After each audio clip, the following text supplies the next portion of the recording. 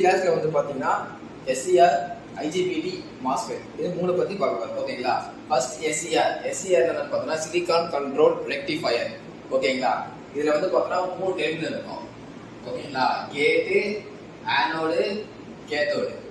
ஓகேங்களா? இந்த மூணு டெர்மினல் வச்சிருப்பாங்க. SCR எதுக்கு யூஸ் பண்றாங்கன்னு பாத்தீங்கன்னா கரண்ட்டை கண்ட்ரோல் பண்றதுக்காக யூஸ் பண்றாங்க. ஓகேங்களா? It is current controlling device. ஓகேங்களா? Current controlling device.